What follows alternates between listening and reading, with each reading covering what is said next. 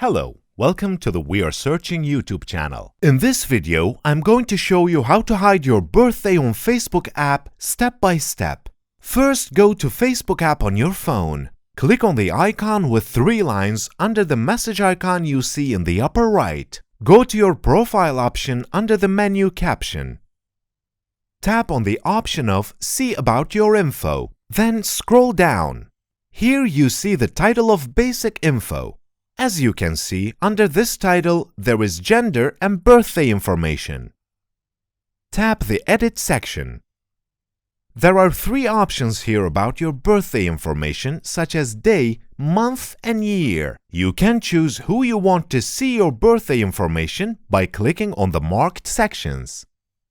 After you completed your adjustments for this section, you can save the changes you want to make by tapping on the Save button at the top right of the page.